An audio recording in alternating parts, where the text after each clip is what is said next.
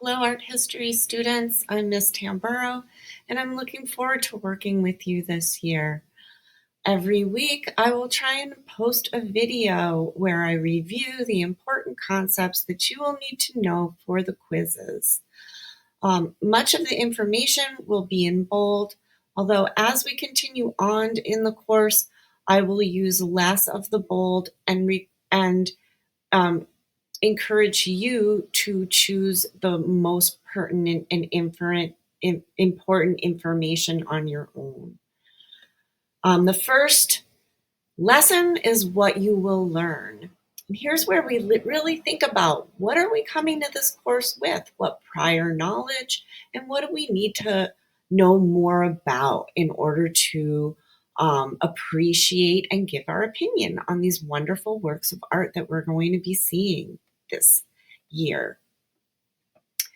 So the comments people make about art usually reflect their past experience.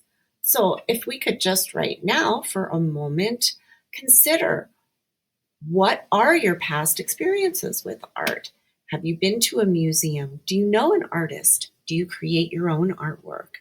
Just reflect on that for a moment, and all of it's okay. We're all coming with different past experiences.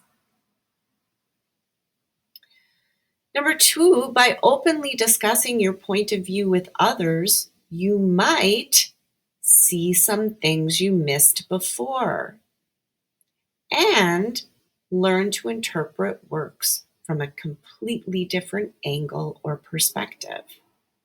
For this reason, you will have the opportunity in this course to participate in a discussion and to share your ideas with your classmates. The great part about discussion is there really are no right or wrong answers. Just please follow the format. Finally, if a work is to be appreciated, opinions about it ought to be based on knowledge and understanding. For this reason, we have a vocabulary and we have some basic concepts in art. These are called the elements and principles of art and design. And we will be covering those in this course, in the beginning of this course. You may have heard about them before. To understand art, you must look deeply. Here's a picture by the Impressionist painter Claude Monet. Impressionists used some realistic qualities in their work, like the way light reflects on water. However, they really moved toward more of an emotional experience with the viewer. What emotions does this painting bring up for you?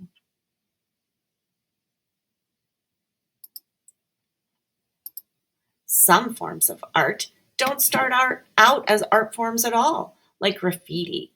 Graffiti was not an acceptable art form until the 1980s with artists like Keith Haring, and the tradition continues with artists like Banksy, who you can see.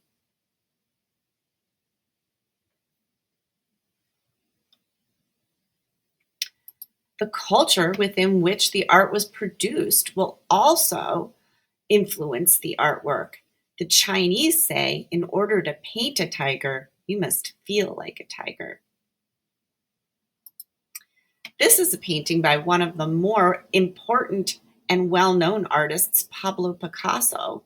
It's called Guernica, and it's an anti-war painting based on what was happening in Spain in 1937, where a very big civil war was raging.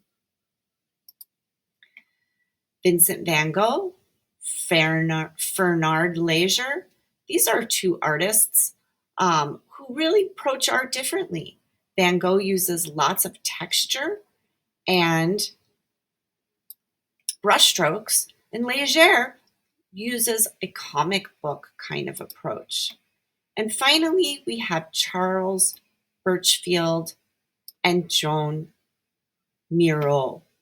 Birchfield favored realistic landscape and Miro fantasy pictures with shapes.